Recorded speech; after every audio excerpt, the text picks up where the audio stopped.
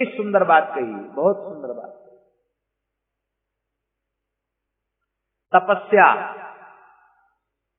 तपसा, ब्रह्मचर्य, ब्रह्मचर्य, शम दम यम नियम, तपसा ब्रह्मचर्येण शमेन च दमेन च त्यागेन त्याग, सत्य शौच यम और नियम, ये 9 बताए, 9 साधन बताए। इन 9 का कोई अनुष्ठान करे तो देह माने शरीर, वाक माने वाणी और बुद्धि में स्थित सारे पापों को नष्ट कर देगा। कैसे? बोले जैसे बांसों की रगड़ से जंगल में आग लगती है और सारा जंगल जलकर भस्म हो जाता है, ऐसे ही उसके सारी पाप राशि जलकर भस्म हो जाएगी। पर इस दृष्टांत में भागवत के विद्वान टीकाकार आचार्यों ने एक आपत्ति व्यक्त की है, एक आपत्ति बताई है। आपत्ति ये है कि बांसों की रगड़ से बांसों के जंगल में आग लग तो जाती है, ये बात सच्ची है, पूरा जंगल जलकर भस्म हो जाता है, पर दोबारा वहां बांस पैदा नहीं होंगे इसकी कोई गारंटी नहीं, क्योंकि बांस तो जल गए, उनकी जड़ धरती में गहरी तक मौजूद है। और फिर वर्षा ऋतु आई, उमड़ घुमड़ करके बादल बरसने लगे तो वो राख से वहां की उर्वरा शक्ति और अधिक बढ़ गई और फिर मोटे मोटे बांस पैदा हो गए। ऐसे ही तप आदि जो साधन कहे गए हैं, इनसे एक बार पाप नष्ट तो हो जाते हैं, पर पाप जिस मलिन वासना के कारण बनते हैं, वो पाप की मलिन वासना नष्ट होती, और वासना जब तक रहेगी तब तक पाप बनते रहेंगे।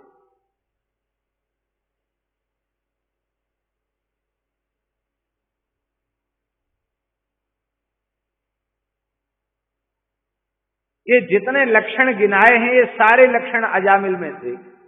तप भी था, ब्रह्मचर्य भी था, शौच भी था, सदाचार, सब कुछ था उसमें। और फिर उसका पतन कैसे हो गया? पवित्र कुल में, विप्र कुल में उसका जन्म हुआ और 9 लक्षण जो बताए गए, 9 लक्षण उसमें विद्यमान है।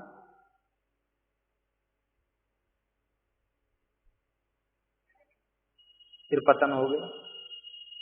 पाप तो उसमें नहीं था जामिल में, पर पाप जिस मलिन वासना के कारण बनते हैं, वो वासना उसके भीतर थी।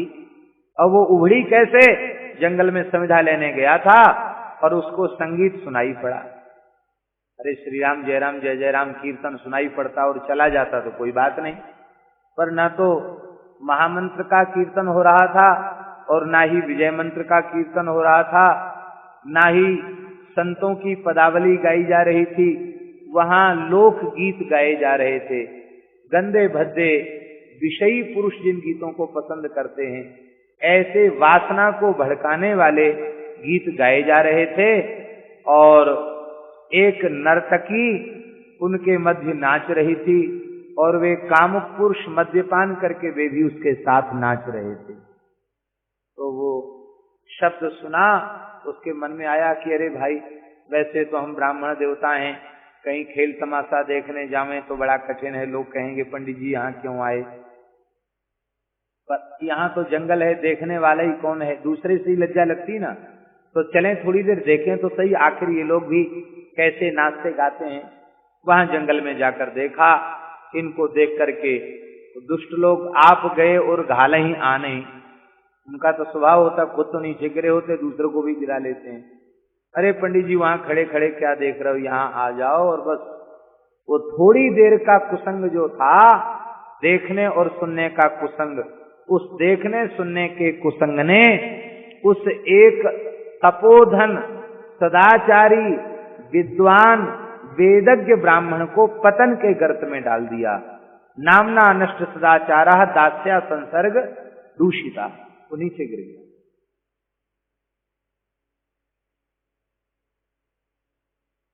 पावनम पावनानाम, पावनम पावनानाम का क्या है?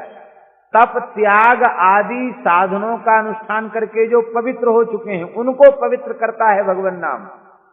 उनको पवित्र करना क्या है? बोले उनको पवित्र करना यह है पावनम पावनानाम। एक बार धर्म का, सदाचार का पालन करके, तपस्या करके वे पवित्र तो हो गए, पर द्वारा उनमें अपवित्रता नहीं आएगी, पाप की वासना नहीं जगेगी, इसकी कोई गारंटी कोई साधन नहीं देता। पर श्री विजय मंत्र महाराज उसमें ऐसी सामर्थ्य है कि वो पाप नाश के साथ पाप जिस मलिन वासना से बनते हैं उस वासना के क्षय की भी प्रतिज्ञा नाम करता है। पावनम पावना नाम, जो पवित्र हो चुके हैं तप आदि साधन करके, उनको भी पवित्र करने वाला भगवान नाम है। अजामिल जैसे कब तक हो। तीसरा साधन बताया सुखदेव जी ने, बोले केचित केवलया भक्त्या वासुदेव परायणा अघम धुन्वन्ति कार्त्स्नेन निहारमिव भास्कर। कहते हैं केचित केवलया भक्त्या, कुछ ऐसे भाग्यशाली होते हैं जो अनन्य भाव से केवल भगवान की भक्ति करते हैं, भगवान की शरण में जाकर भगवान की भक्ति करते हैं और वे सारे पाप को नष्ट कर देते हैं। कैसे? बोले से जैसे भगवान सूर्य का प्रचंड ताप कोहरे को नष्ट कर देता है, अंधकार को नष्ट कर देता है। अब देखो सूर्य के रहते हुए द्वारा अंधकार आता नहीं। इसका मतलब है जीवों के सर्वथा निष्पाप होने का सर्वोपरि साधन भगवान नाम है। भगवान नाम के रहते हुए पाप की वासना आती नहीं। तो अब ध्यान से सुने, केचित केवलया भक्त्या, भक्ति किसको कहते हैं? भक्ति किसको कहते हैं?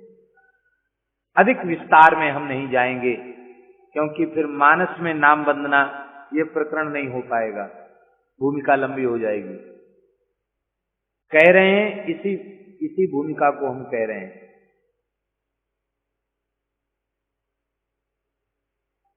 भक्ति की परिभाषा क्या है? सरल परिभाषा भक्ति की क्या है?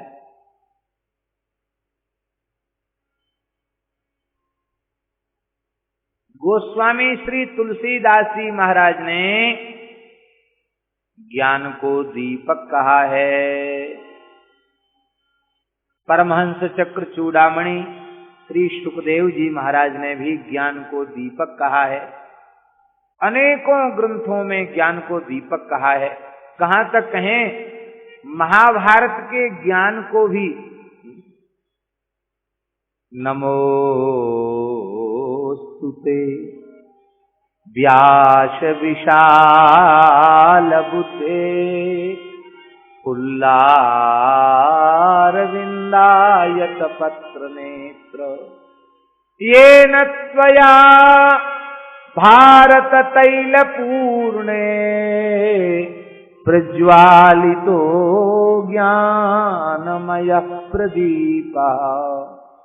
हे व्यास विशाल बुद्धि वाले अनंत ज्ञान संपन्न भगवान व्यास, आपके चरणों में नमस्कार है। आपने महाभारत रूपी बड़े विशाल तेल के दीपक में श्रीमद् भगवद गीता रूपी ज्ञान की ज्योति जला दी। इसका मतलब ज्ञान जो है वो दीपक है। अब वो ज्ञान दीपक वाला प्रकरण देख लेना मानसी में, घर जाके उसका पाठ कर लेना ज्ञान दीपक वाले का, तो समझ में आ जाएगा कितनी कठिनाई है। पहले तो गाय मंगाओ, सात्विक श्रद्धा धेनु सुहाई, फिर उसको चराओ, फिर निर्मल मन अहीर निज दासा, अहीर बुलाओ गोपालक बुलाओ, फिर कैसे गाय के धार को किस पात्र में काढ़ो, दूध काढ़ो, फिर उसको छानो, फिर उसको गर्म करो, तपाओ, औंटाओ, फिर दही जमाओ, दही जमाने के बाद फिर बिलो, तब माखन निकलेगा, माखन को तपा करके घी बनाओ, फिर रुई बनाओ, फिर दीपक लाओ, फिर घी भरो और फिर दीपक जलाओ। ये सब है ना। और जलाने के बाद समस्या वहीं की वहीं है। इंद्री द्वार झरो के नाना, इंद्री द्वार झरो के नाना, तहाँ तहाँ सुर बैठे करे ठाना, तहाँ तहाँ सुर बैठे करि ठाना। इंद्री सुरन न ज्ञान सुहाई, इंद्री सुरन न ज्ञान सुहाई। विषय भोग पर प्रीति सदाई, विषय भोग पर प्रीति सदाई। आवत देखें विषय बयारी, आवत देखें विषय बयारी। तुरतहि देहि कपाट उघारी, तुरतहि देहि कपाट उघारी। दीपक रखा है और खूब तेज हवा चल रही है और सब फाटक जंगला सब खुले हुए हैं। जैसी विषय की बयार आई, बस जो खिड़की दरवाजों पर थे उन्होंने फाटक खोल दिया, आ जाओ भीतर, चली आओ बयार, पवन भीतर आ जाए।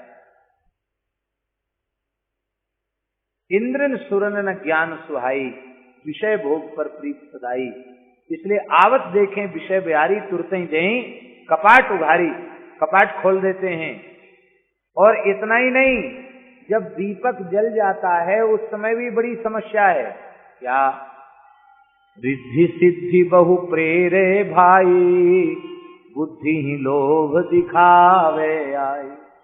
हो ये बुद्धि जो परम सयानी, तिन तन चिते न अनहित जान। महाराज ज्ञान दीपक जलते थे, इसको बुझाने का यत्न और हो जाता, रिद्धि सिद्धियां भी विघ्न रूप ही है, वो आ जाती है सामने। आप विचार करें, इतना सावधान होकर, इतना श्रम पूर्वक किसी ने दीपक जलाया और बुझ गया, तो क्या लाभ हुआ? दीपक जलाया और जलाने के बाद दीपक बुझ गया, तो क्या लाभ हुआ? बोले भाई अंधकार तो मिटा नहीं। तब ऐसा कोई दीपक मिल जाए जो चाहे जितनी हवा चले, पानी बरसे, बुझे नहीं। है कोई ऐसा दीपक? ऐसा दीपक है कोई जो चाहे जितना पानी बरसे, चाहे जितनी हवा चले और प्रकाश पूरा रहे और उस दीपक पर कोई अंतर न पड़े? है ऐसा कोई? हाँ है। क्या है? राम भगति मणि उर्वत जाके, राम भगति मणि उर्वत जाके। दुख लवलेश न सपने ताके, दुख लवलेश सपने ताके। नाम राम भगति मणि उर्वश जाके, दुख लवलेश न सपने ताके। भगवान की भक्ति रूपी दीपक जिसके भीतर प्रज्वलित हो रहा है, उसको दुख की तो क्या चले, दुख का लवलेश भी स्वप्न में होता नहीं है। दुख का लवलेश भी उसके जीवन में नहीं होता।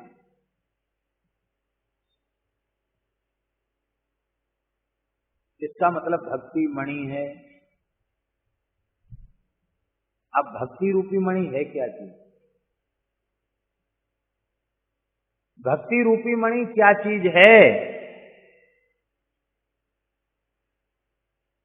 गोस्वामी तुलसीदास जी भक्ति को मणि कह रहे हैं, और गोस्वामी तुलसीदास जी महाराज ही नाम को मणि कह रहे हैं।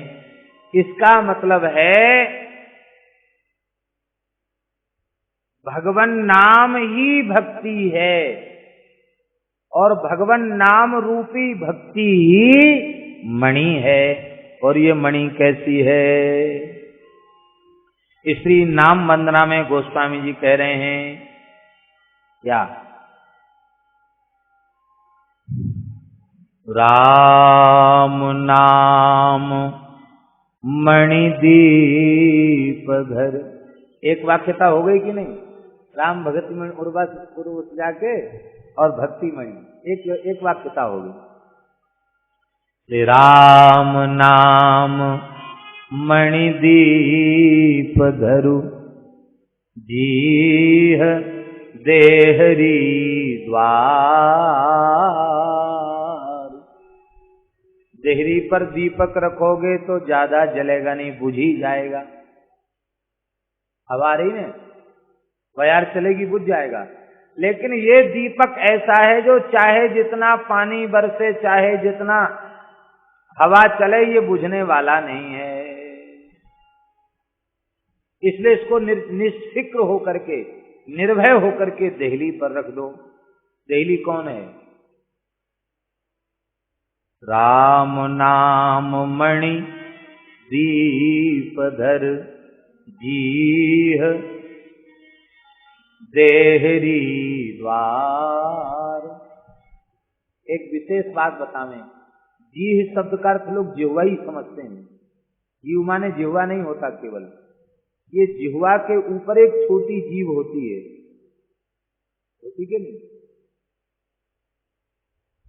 यहां भीतर एक होती ना, इतनी छोटी, ऐसी छोटी एक मांस की जीव जैसी आकार की होती, लटकी हुई होती है। जो गूंगे होते उनमें वो नहीं होती, वो बोल नहीं पाते। इसका मतलब ये लंबी चौड़ी जीव नहीं बोलती है, बोलने में मुख्य भूमिका उसी की है, वो छोटी चीज है। डॉक्टर कहते हैं मुंह खोलो, मुंह खोलते हैं तो देखते हैं वो भीतर ऐसी छोटी सी देखा हुआ है, उसको जीह कहते हैं। और जीह देहरी द्वार का तात्पर्य क्या है?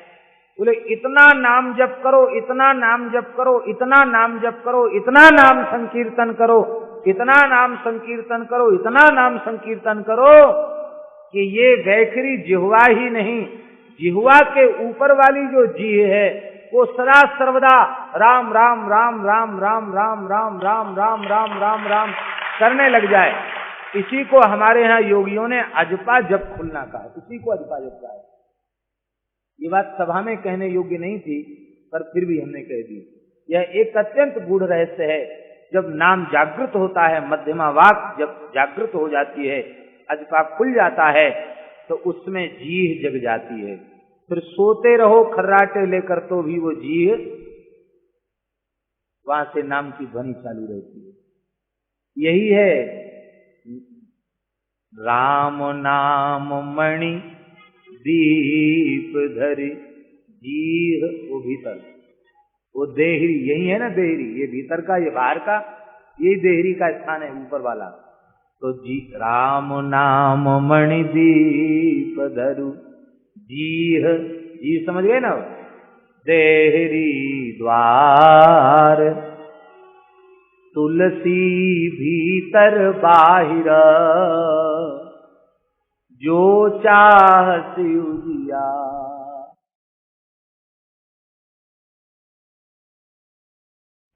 जो चाहत उजियार, इसके दो अर्थ हैं। इसका एक अर्थ तो ये है कि किसी अज्ञानी के अज्ञान को दूर करने के लिए आप प्रेम का, नाम का, ज्ञान का प्रकाश देना चाहते हैं, बाह्य जगत में लोगों को भगवत प्रेम का प्रकाश देना चाहते हैं, तो भी बाहिर है राम नाम मणिदीप धर जीह तुलसी भीतर जो चाहत उजियार। कहाँ उजियार? बोले भीतर उजियारा चाहते हो तो भी काम आ जाएगा। और बाह्य जगत में भी किसी के अज्ञान को दूर करना चाहते हो तो भी।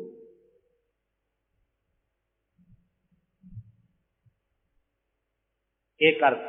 दूसरा अर्थ,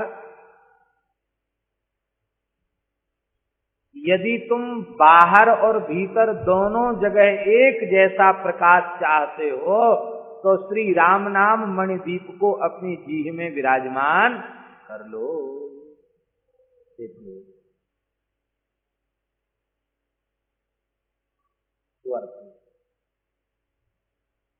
केवल भीतर प्रकाश चाहते हैं, बाहर किसी को नहीं। तो तमाम ऐसे महात्मा हैं, बहुत उच्च कोट के नाम में संत, उनमें बड़ी बड़ी सामर्थ्य है नाम की, पर वो जानते हैं कि भैया भंडार का पता चल जाएगा तो लुट जाएंगे, इसलिए लुटने पिटने के डर से अपने खजाने को छिपा के रखते हैं। भैया यही तो अमूल्य संपत्ति है। परम श्रद्धेय स्वामी श्री राम सुखदास जी महाराज वे कहा करते थे, संसार में लोग कहते हैं ना धनपति, धनी मानी को धनपति कहते हैं ना, धनपति, लखपति, करोड़पति, अरबपति। स्वामी जी कहते थे ये बात बिल्कुल झूठी है।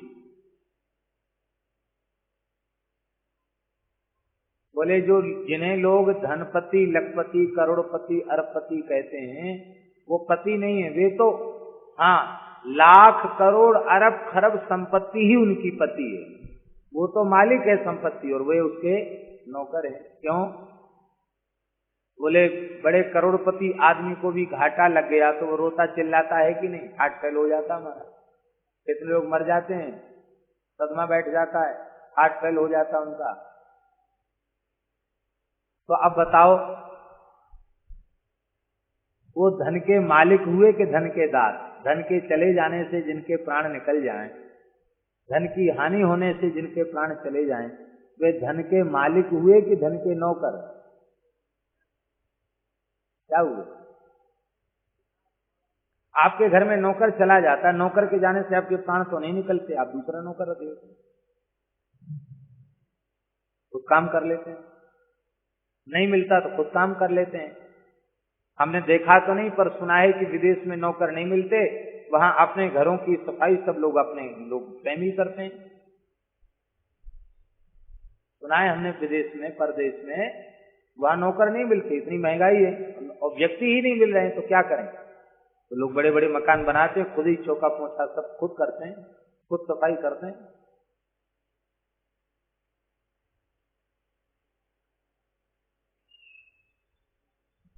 तो स्वामी श्री राम सुखदास जी महाराज कहते थे कि धनपति, लखपति, करोड़पति नहीं, वो धन लाख करोड़ ही उनका पति है, वे उसके सेवक। और वे धनपति, उनका धन मरने के बाद काम आता नहीं है। तो बोले फिर सच्चे धनपति कौन है? बोले भगवान नाम से ऊंची कोई संपत्ति नहीं है। इसलिए जो रोज 1 लाख नाम जपता है वो लखपति है, करोड़ों नाम जिसने जप लिए वे करोड़पति हैं, अरब नाम जप लिए वो अरबपति हैं। महाराज जी अरबपति खरबपति हैं,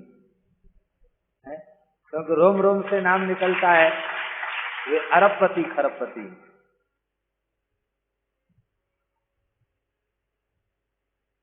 दुनिया की कोई संपत्ति मरने के बाद काम नहीं आती और ये नाम रूपी संपत्ति मरने के बाद यही काम आती। इतना ही नहीं, कथनचित भगवान के संकल्प से दूसरा जन्म होने को हुआ तो उस दूसरे जन्म में भी वह सारी नाम की पूंजी सवाया होकर के प्राप्त होती है। ये सुविधा कहीं नहीं।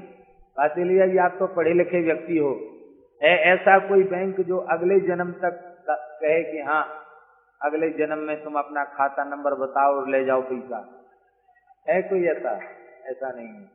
पर ये भगवान नाम रूपी बैंक ऐसा है कि नाम जप नाम संकीर्तन का खाता ऐसा है कि महाराज पायो जी में तो राम रतन जी में तो राम रतन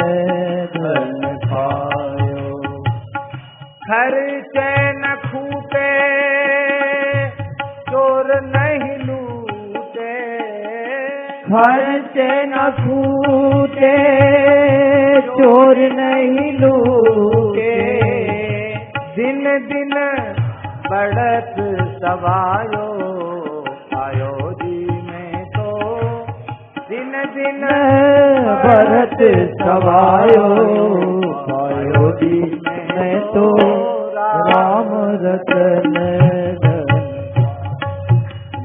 पायो जी में तो, राम रतन धन पायो।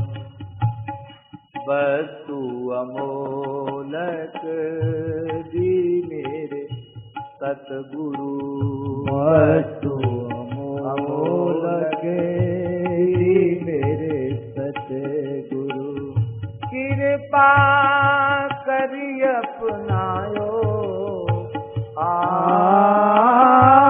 कृपा करी अपनायो, पायो जी में तो राम रतन पायो, पायो जी में तो राम रतन धन पायो।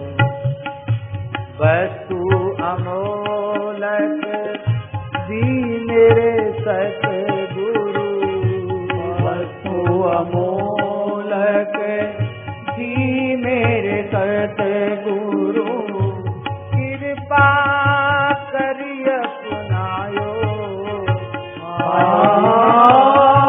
कृपा करी अपनायो, पायो जी में तो राम रतन,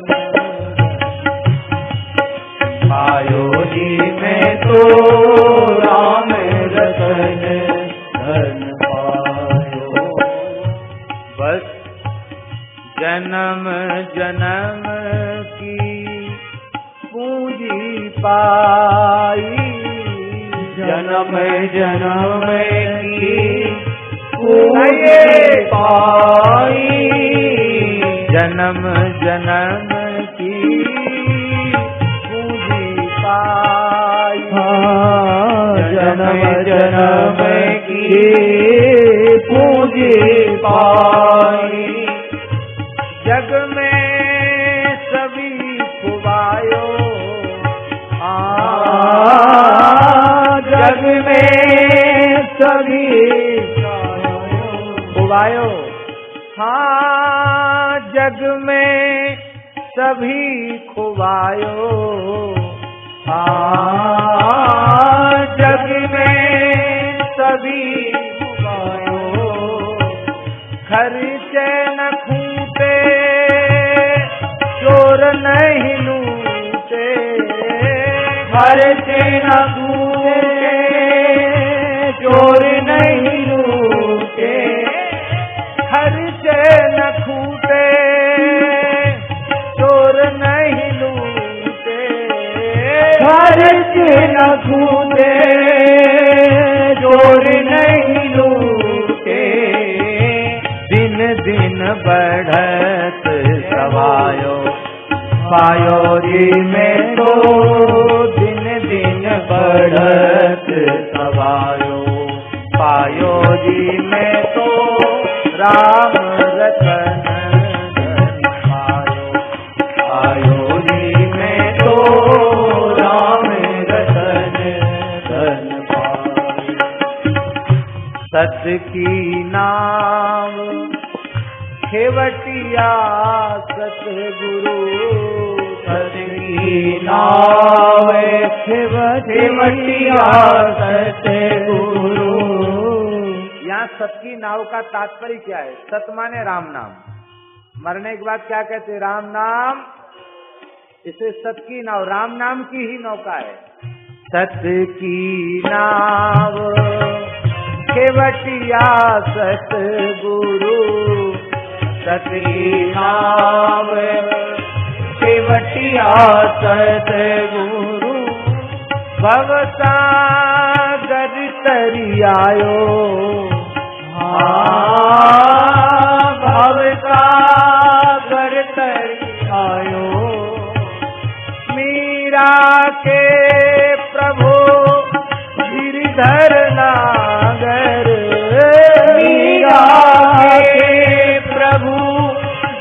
गिरधर नागर मीरा के प्रभु गिरधर नागर, मीरा के प्रभु गिरधर नागर हरखी हरखी जस गायो,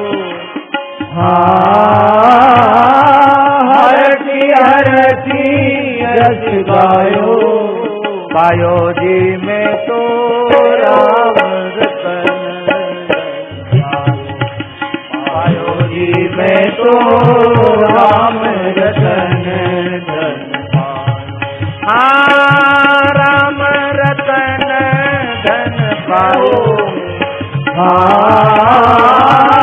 राम रतन धन पायो, पायो जी में तो राम रतन धन पायो, पायो जी में तो राम रतन धन संपत्ति तब तक सुरक्षित है जब तक लोगों को पता नहीं, और जिस दिन पता चल जाएगा उस दिन तमाम चोर डकैत पीछे लग जाएंगे। इसलिए मलुकदास जी ने तो यहां तक कहा, मलुकदास जी महाराज एक दोहे में कह रहे हैं,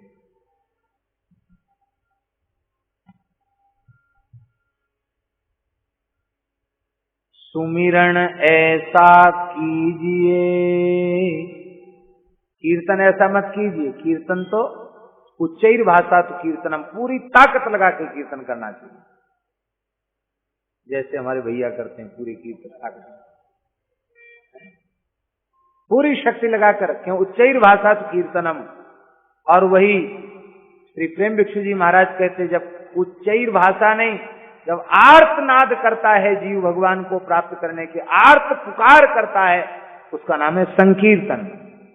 आर्तनाद पूर्वक जब पुकारता है उसका नाम संकीर्तन है। तो कीर्तन संकीर्तन तो खूब पूरे प्राणपण की शक्ति लगा करके कीर्तन करना चाहिए, पर नाम स्मरण कैसे? बोले सुमिरन ऐसा कीजिए, दूजा लखे न कोई, होठ न फरकत देखिए, क्यों? बोले प्रेम राखिए गोए, प्रेम छिपाने की वस्तु, प्रकट करने की नहीं। जो तेरे घट प्रेम है,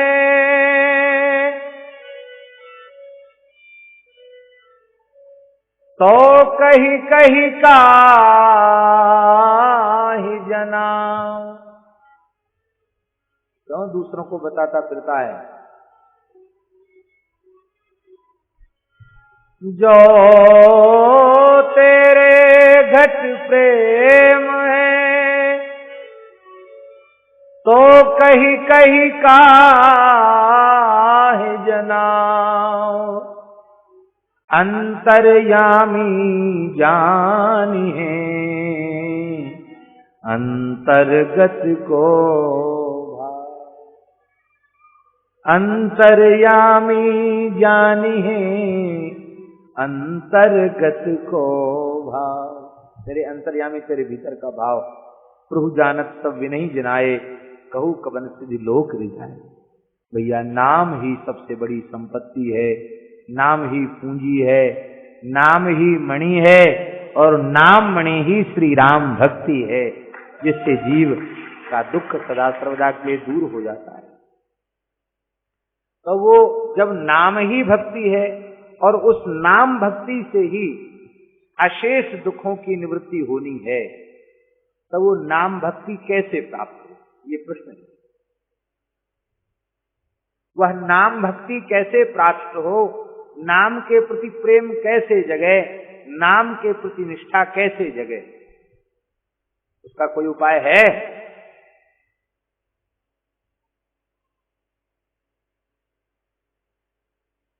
तो लोक में सिद्धांत है,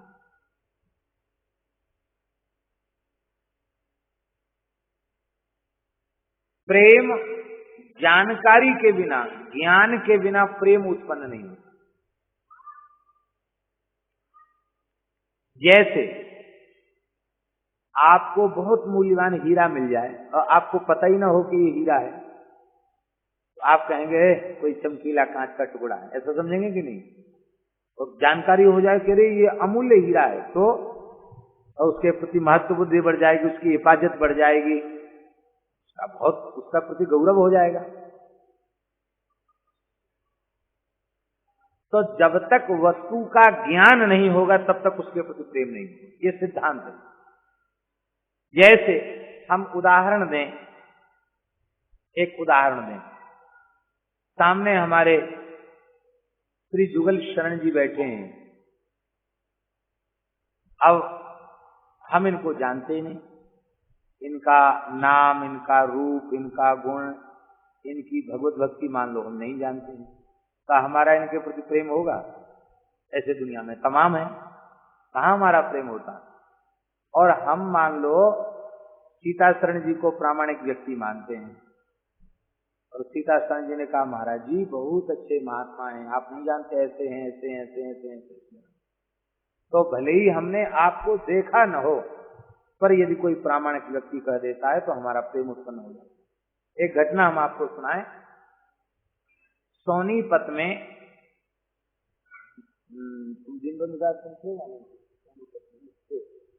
सोनीपत में कथा हो रही थी, तो वहां एक माताजी हैं, संत माताजी, मेरे ठाकुर करके उनका स्थान है, बहुत अच्छी स्थिति है उनकी, वृद्ध माताजी हैं। तो उन बड़ी संतों के प्रति प्रेम रखने वाली, तो पूज्य बक्सर वाले महाराज जी से भी जुड़ी हुई थी माताजी। श्री अनंत श्री संपन्न पूज्य भक्तमाली श्री नारायण दास जी महाराज, जिन्हें सब लोग मामा जी के नाम से जानते हैं। अभी पूज्य बक्सर वाले महाराज जी के एक परिकर और आए हैं बनारस से, क्या नाम है, मनोज जी। तो पूज्य बक्सर वाले महाराज जी का कैसेट साहित्य भी संभवतः वे लाए हैं। तो भैया वे ऐसे इस युग के महान संत, जिनकी वाणी का श्रवण करके हम भगवत प्रेम प्राप्त कर सकते हैं, ऐसे वे संत हैं। तो हमारी यही इच्छा थी कि यहाँ के लोगों को भी लाभ मिल जाए, इसलिए हमने उनको कह करके उनको आमंत्रित किया है, मामा जी का साहित्य यहाँ के लोगों को उपलब्ध हो। तो चर्चा चलने लगी। उन्होंने कहा आपकी दृष्टि में ब्रज में कोई ऐसे संत हैं जो जिनके लिए आपका विश्वास हो कि भगवत प्राप्त संत हैं? हमने कहा ब्रज में तो अनेकों संत हैं, पर इस समय गिरिराज जी में विशेष रूप में जो विराजमान हैं चंद्र सरोवर बाबा श्री ठाकुरदास जी महाराज। बोले हम तो बाबा का दर्शन नहीं किया कभी, तो कितनी आयु है उनकी आयु का तो हमको पता नहीं, हमने पूछा नहीं, पर वे अति वृद्ध हैं और प्रायः अपनी समाधि जैसी स्थिति में ही रहते हैं, कब चले जाएं कोई पता नहीं। उन माताजी को दूसरे दिन जाना था अपने भक्तों के साथ वैष्णो देवी जाना था, अमरनाथ वैष्णो देवी उधर जाना था, और वो यात्रा अवश्य करनी थी, उसमें जाना ही था उनको। लेकिन उसी दिन कथा के समाप्ति के साथ हमारे साथ चल पड़ी। हमको थोड़ा ये लगा कि क्या इस साथ में चल रही है। हमने कहा बाबा माताओं का दर्शन नहीं करते। बोले जंगला खिड़की से तो दर्शन हो जाएगा। मैं वहां गई और बाबा इसी बीच में भगवान की लीला में पधार गए, तो मुझे बड़ी पीड़ा होगी, एक संत का दर्शन मैं नहीं कर सकी। चलो, और वे दर्शन करके सीधी वापस हो गई। बाद में हमारे मन में बार बार विचार आया कि देखो, जाने बिन न होए प्रतीति, बिन प्रतीत होए नहीं प्रीति, इसका यही अर्थ है। देखा नहीं, पर उनकी भावना हमारे प्रति के महाराज जो कहेंगे वो सही कहेंगे, ये उनका विश्वास है। और हमने एक संत का परिचय दिया तो लाख काम छोड़ के चली आई, दर्शन करके वापस हो।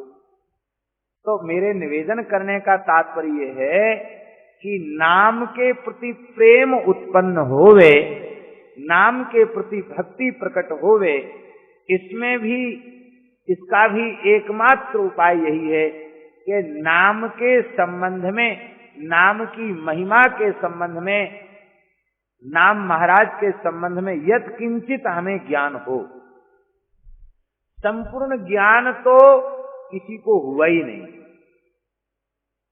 और हो भी नहीं सकता, और कथनचित भगवत कृपा से किन्हीं को हो चुका है तो उनमें कहने की सामर्थ्य नहीं। अरे दूसरे की छोड़ दो, सामान्य जीवों की बात छोड़ दो। जिन श्री रघुनाथ जी का नाम है वे भी अपने नाम की महिमा गा नहीं सकते। सर्वसमर्थ श्री रघुनाथ जी, जिनके श्वास प्रश्वास से वेद प्रकट होते हैं, उनसे कहा जाए कि आप सर्वसमर्थ हैं। आप लोग बोलते हैं जय जय रघुवीर समर्थ की जय। आप समर्थ हैं तो अपने नाम की महिमा गायन कीजिए, हमें भी कुछ सुनाइए, आपके नाम की महिमा क्या है। गोस्वामी जी बोले, कहूँ कहाँ लगी नाम बड़ा, कहूँ कहाँ लगी नाम बड़ा, राम न सकहीं नाम गुण गाई, राम न सकहीं नाम गुण गाई। राम जी तो नहीं गा सकते, तो आप कोई पोथी बताओ, उस पोथी के सहारे कुछ तो कहें। तुलसीदास जी महाराज ने तो आज से 500 वर्ष पहले गाया है, कलयुग में गाया है। नाम की महिमा तो अनादिकाल से महापुरुष गा रहे हैं और अनंत काल तक गाते रहेंगे। चहु जुग चहु श्रुति नाम प्रभाऊ, चहु जुग चहु श्रुति नाम प्रभाऊ। चारों युगों में, चारों वेदों में चहु जुग चहु श्रुति नाम प्रभाऊ, चहु जुग चहु श्रुति नाम प्रभाऊ। कलि विशेष नहीं आन उपाऊ, कलि विशेष नहीं आन उपाऊ। कलयुग में विशेष दूसरा कोई साधन नहीं है। तो नाम प्रेम के बिना हमारी अनंत जन्मों की समस्या का समाधान होने वाला नहीं है। तब क्या करें? वे नाम प्रेम जगह ऐसा कोई उपाय करें। तो सिद्धांत है, जाने बिन न होय प्रतीति, बिन प्रतीत होय नहीं प्रीति। नाम के बारे में यत् किंचित बोध कैसे होगा? बोले महान नामनिष्ठ संत, कलि पावन अवतार जगत गुरु, सच्चे अर्थों में जगत गुरु कहलाने के योग्य गोस्वामी श्री तुलसीदास जी महाराज है। उनका श्रीमद् रामचरित मानस में जो उन्होंने 9 दोहों में श्री नाम वंदना की है, इस नाम वंदना का कोई जीव आश्रय ले तो निश्चित उसके जीवन में नाम प्रेम प्रकट हो जाएगा। इसमें किसी प्रकार का कोई संदेह नहीं, नाम के प्रति भक्ति प्रकट हो जाए। ये भैया 9 की संख्या बड़ी महत्वपूर्ण है, क्योंकि 9 के अंक को पूर्णांक कहा जाता है। और हमारे श्री रघुनाथ जी भी 9वीं तिथि को ही प्रकट हुए, और श्री किशोरी जी भी 9वीं तिथि को ही प्रकट हुई। और 9 का अंक स्वयं में भी बड़े महत्व का है। देखो 9 नाम 81 होता है। 9 का 9 से गुणा करो तो कितना हो गया? 81। और 8 और 1 8 1 9 हो गया। चाहे जिधर से बोलो, घटाओ बढ़ाओ, 9 का 9 ही रहेगा, इसलिए 9 को पूर्णांक कहा गया। इसका मतलब है यद्यपि नाम की महिमा अगाध है, अनंत है, उसका वर्णन कर पाना किसी की वाणी से संभव नहीं है, फिर भी यत्किंचित यदि नाम महात्म्य समझना है तो इन 9 दोहे में परिपूर्ण नाम की महिमा है। 9 का अंक 9 दोहा की संख्या रख करके मानो गोस्वामी जी कहते हैं इन 9 दोहों में हमने नाम की महिमा को परिपूर्ण रूप से विराजमान किया है। भले ही कोई ठीक से न समझे और न कह पावे, क्योंकि यह भगवान की भी सामर्थ्य नहीं है, फिर भी गोस्वामी जी का विश्वास है कि इन 9 दोहों का पाठ करने वाला नाम महाराज के प्रति परिपूर्ण भक्ति को प्राप्त करेगा, नाम के प्रति परिपूर्ण भक्ति को प्राप्त करेगा। ये विश्वास है गोस्वामी तुलसीदास जी महाराज का। देखो, हमारे जैसा व्यक्ति कुछ कहे तो उसकी वाणी में बल नहीं है होगा, क्योंकि जैसा नाम राम नाम लेना चाहिए वैसा हमारे द्वारा अब तक नहीं बन पाया है। भजन में रुचि नहीं है, भजन बनता नहीं है। पर गोस्वामी श्री तुलसीदास जी महाराज ने, हमने अपने संत गुरुजनों से सुना है कि उन्होंने 9 नौका राम नाम के भरे थे। कितने? 9 का एक संख्या होती है। कितनी होती संख्या? 99 करोड़ 99 लाख 99,999। यह एक नौका हुआ। कितने? 99 करोड़ 99 लाख 99,999। इसको कहते हैं एक नौका नाम। इसको एक नौका नाम कहते हैं। और ऐसी 9 नौका नाम से भरी थी गोस्वामी जी महाराज ने। अब कोई गणितज्ञ हो तो वो जोड़कर बता सकता है। हम तो पढ़े ही नहीं गणित, तो अपना दिमाग लगाते नहीं। जब पढ़े ही नहीं तो क्या लगा मैं दिमाग लगाते। 99 करोड़ 99 लाख 99,999। इसको 9 से गुणा कर दो। 9 उतना नाम गोस्वामी जी ने। हमको ऐसे लगता है कि रोम रोम से नाम प्रकट होता होगा गोस्वामी जी से। इतना नाम जपने के बाद जब नाम ब्रह्म ने प्रत्यक्ष दर्शन दिया है श्री तुलसीदास जी महाराज को, और जैसे ही नाम का प्रकाश हुआ है उसी समय रामचरितमानस प्रकट हो गए। इसलिए गोस्वामी तुलसीदास जी कहते इसमें हमारा कुछ भी नहीं है। यही मह रघुपति नाम उदारा, केवल नाम का प्रकाश है रामचरितमानस। यही मह रघुपति नाम उदारा, अति पावन पुराण श्रुति सारा। अति पावन पुराण और श्रुतियों का सार नाम। तो जाने बिन न होए प्रतीति, बिन प्रतीत होए नहीं प्रीति। हमारी नाम में प्रीति कैसे हो, नाम में भक्ति कैसे हो, इसके लिए गोस्वामी जी ने 9 दोहे में नाम वंदना की है। मानो हम लोगों के भीतर नाम निष्ठा जगाने के लिए, जिनकी नाम निष्ठा शिथिल हो गई है उसे पुष्ट करने के लिए, और जिनमें बिल्कुल नहीं है उनके भीतर जागृत करने के लिए गोस्वामी जी का यह सत प्रयास है। और ये बिल्कुल आप पक्का समझें, जो श्रद्धा पूर्वक इस नाम वंदना का श्रवण करेगा उसके भीतर नाम प्रेम अवश्य प्रकट हो जाएगा, इसमें कोई संदेह नहीं। अब मान लो कहकर भी नाम प्रेम नहीं जगा और सुनकर भी नाम प्रेम नहीं जगा, तो सच्ची बात समझ लेना, बिना किसी संकोच के, न ईमानदारी से कहा गया और न ईमानदारी से सुना गया। यदि ईमानदारी से कहा जाएगा और ईमानदारी से सुना जाएगा तो नाम प्रकट हो जाएगा। नाम में प्रेम, कैसा नाम प्रेम। स्वामी श्री राम सुखदास जी महाराज ने बड़ी सुंदर बात कही।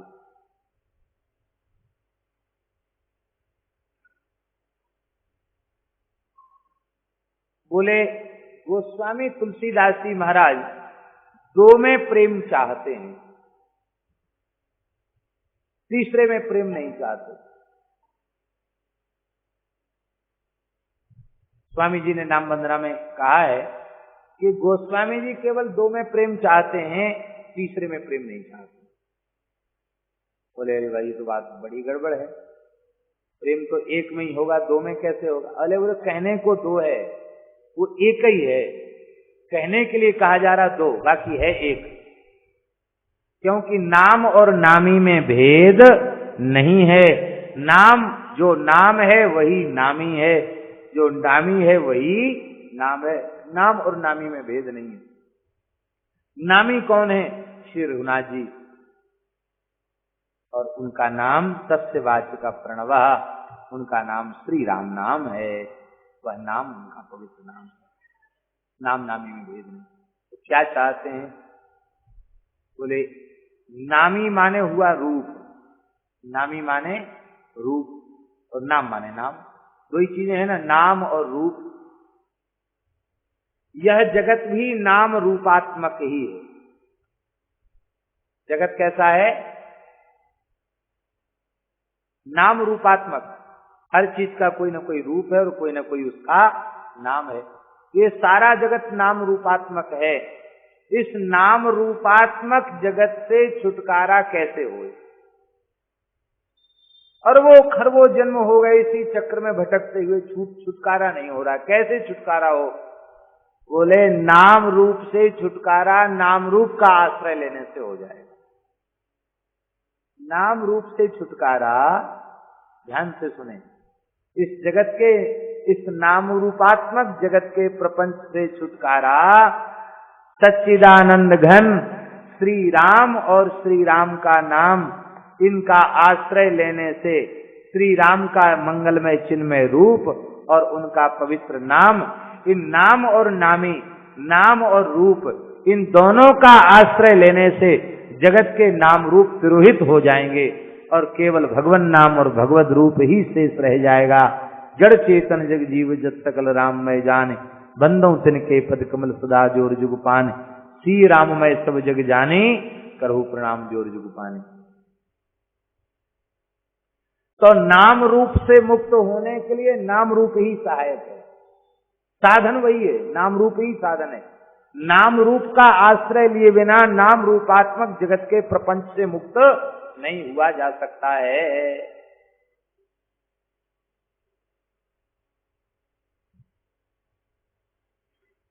एकमात्र उपाय और दूसरा कोई उपाय नहीं है नाम रूपात्मक जगत से मुक्त होने। तो गोस्वामी जी दो में प्रेम चाहते हैं, किस किस में? नाम और रूप में। रूप में प्रीति कैसी चाहते हैं और नाम में प्रीति कैसी चाहते हैं? स्वामी जी ने कहा है इस संबंध में अपने प्रवचन में, गोस्वामी जी ने नाम रूप में कैसी प्रीति चाहते हैं ये रामचरितमानस के सबसे आखिरी में कहा है। क्या कहा? कामिनी नारी प्यारी जी में लोभी प्रिय जिमिदाम, तिमि रघुनाथ निरंतर प्रिय लागौ मोहि राम। तिमि रघुनाथ निरंतर प्रिय लागौ मोहि राम। अब देखो, कामिनी नारी प्यारी जिमि, रूप प्रिय होता कि नहीं? रूप तो बोले जैसे विषयी पामर कामी पुरुष को स्त्री के स्वरूप में प्रीति होती है, उससे भी करोड़ गुनी प्रीति है रघुनाथ जी आपके सच्चिदानंदमय स्वरूप में हो जाए। अरे भैया, संसार के रूप में जहां प्रवृत्ति होती है वो रूप है कहाँ? वो तो मलमूत्र का बर्तन है। मलमूत्र के बर्तन को हमने रूप समझ रखा है। जिसे संसार में रूप कहा जाता है ना, वो मलमूत्र का बर्तन है।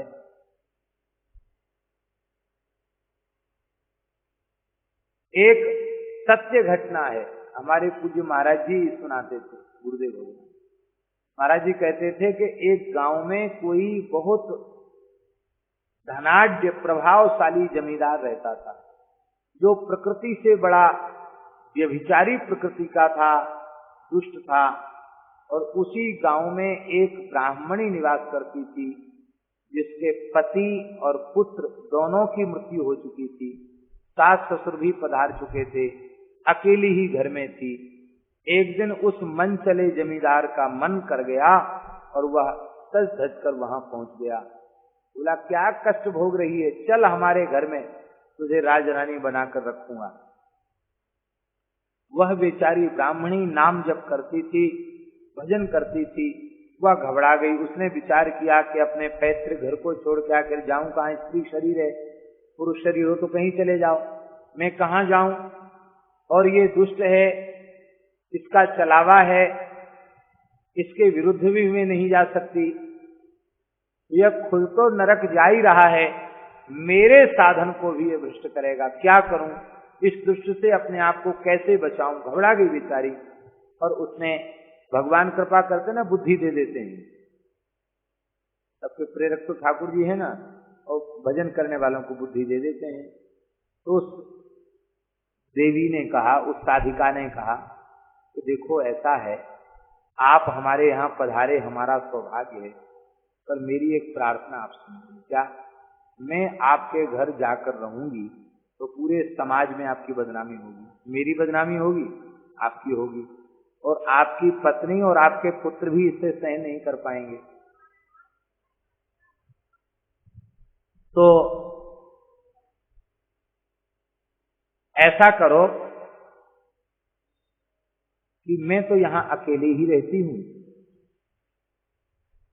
आज तो मुझे कोई विशेष परेशानी है, कल इसी समय, रात्रि के समय आप यहां आ जाना। ठीक, चला गया। अब उसने उस व्यक्ति के जाते ही, जमाल गोटा एक दवाई होती है, जमाल गोटा, उससे बहुत झाड़ा कहते हैं ना यहाँ गुजराती में, झाड़ा होता है, खूब दस्त होते हैं, बार बार लूज मोशन होता है, उसने जमाल गोटा खा लिया। अब उसको बार बार मल त्याग होने लग गया। उसके घर में एक बहुत सुंदर पीतल की नाद थी, नाद जानते ना, बड़ा बर्तन, उसको खूब बढ़िया से मांझ कर चमचमा करके रखा था।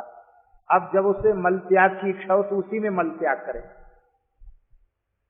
हम समझते 50-60 बार लेटरिन गई होगी, नाद भर दी उसने, फिर पानी पिए, पानी पीते जाओ तो दस्त होता जाए।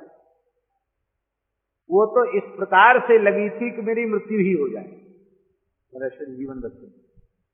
दूसरे दिन सायंकाल को जब वह व्यक्ति आया तो उसने देखा घर में दुर्गंध आ रही है, दीपक भी किसी ने नहीं जलाया, अंधेरा हो रहा है। भीतर गया, दीपक जलाया, उसने देखा कि वो तो एकदम नीचे पड़ी हुई है, एकदम मक्खियां भिनभिना रही हैं, उसका एकदम चेहरा उतर गया है, उदास हो गया है। उसने पूछा कि अरे देवी, कल तक तुम्हारा जो सुंदर स्वरूप था आज कहाँ चला गया, इतने जल्दी इतना परिवर्तन कैसे हो गया? तो उसने धीरे से कहा, उस नाद में मैंने अपने रूप को रख दिया है, आप रूप देखना चाहते तो उसको देख लीजिए। उस नाद को एक बढ़िया चमकीले कपड़े से ढक के रखा था। उस व्यक्ति को भी बड़ा आश्चर्य हुआ कि रूप भी क्या कोई ऐसी चीज होती जिसको बर्तन में भर के रख दिया जाए। जिज्ञासावश उसके निकट गया, जैसे ही चमकीला कपड़ा हटाया उसमें मल की दुर्गंध आ रही थी। अब तो बहुत घबरा, अरे देवी इसमें तो मल है। कहा, भैया जिस रूप की ओर आसक्त होकर आप नरक की ओर जाना चाहते हैं वह मलमूत्र ही है, जो शरीर में चमक दमक दिखाई पड़ती है मलमूत्र की है। इसलिए सज्जन पुरुष इस मलमूत्र में आसक्त होते नहीं हैं। भैया भजन करो। अब तो उस व्यक्ति ने, उसका नशा उतर गया, उस देवी के चरणों में मस्तक रखकर प्रणाम किया। बोले, माता आज से आप मेरी परमार्थ पथ की गुरु हुई और मैं आपका शिष्य हुआ, किंतु एक बात है, मुझसे अब तक इतने पाप बन चुके हैं कि मैं घबरा रहा हूं, अब मेरा क्या होगा। बोले कोई बात नहीं, गीता जी में भगवान ने कहा है अपचेत सुदुराचारो भजते माम अनन्य भाग साधुरेव समन्तव्य सम्यक व्यवस्थितो। भले ही भयंकर दुराचारी हो पर अपने पाप कर्म को छोड़कर अनन्य भाव से मेरे नाम का जप करने लग जाए तो उसे महात्मा ही मानना चाहिए। अब तो मैं यही उपदेश देता हूं कि तू श्री राम नाम का जप कर। तो संसार में लोगों की रूप में आसक्ति जहां होती है वह रूप मलमूत्र के अलावे और कुछ भी नहीं है।